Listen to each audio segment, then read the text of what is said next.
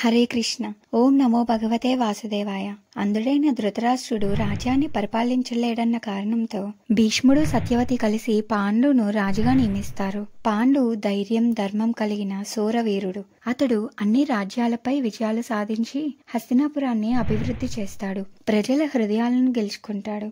ధృతరాష్ట్రుడు తనను పక్కన పెట్టారని బాధపడతాడు. అతనిలో అసూయ జన్మిస్తుంది. గాంధారితో వివాహం తర్వాత అతనికి శివుడు వరమిస్తాడు. గాంధారి గర్భవతి అవుతుంది. గర్భవతి అయిన తర్వాత 2 సంవత్సరాల వరకు గర్భధారణలో ఉంటుంది. కానీ ఏ శిశువు బయటకు రాడు. ఆమె ఎంతో బాధపడుతుంది. అప్పట్లో కుంతికి యధిష్ఠుడు పుట్టిన విషయం తెలుసుకుని గాంధారి తాను ఆలస్యంగా కనే విషయంపై బాధపడుతూ ఉండేది. గాంధారి తన పొత్తి కడుపును బలవంతంగా ముడివేసి గర్భాన్ని బయటకు తీస్తుంది. ఆ గర్భం ఒక పెద్ద మాంసపు ముద్దలా బయటపడుతుంది.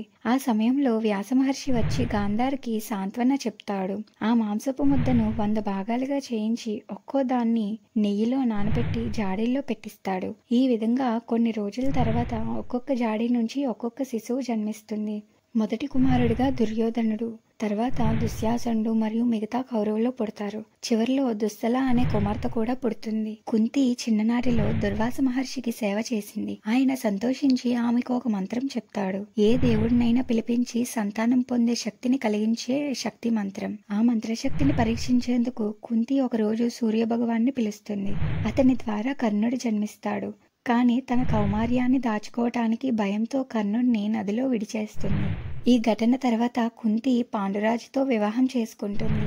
కొంతకాలానికి మాద్రి అనే మద్రదేశపు యువరాన్ని కూడా పాండు 2వ పెళ్లి చేసుకుంటాడు. పాండు రాజ్యాన్ని ధృతరాష్ట్రుని చేతిలో పెట్టి వనవాసానికి వెళ్తాడు.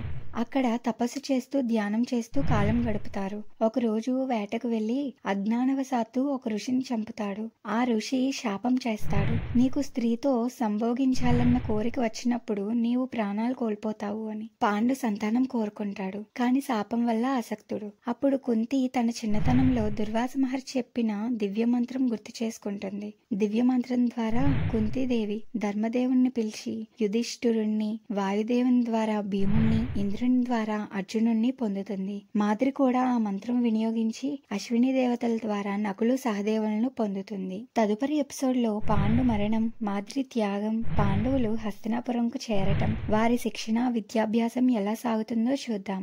ఈ సమాధానాల కోసం వచ్చే ఎపిసోడ్ లో చూడండి. Please like, share and subscribe. Thanks for watching. జై శ్రీకృష్ణ.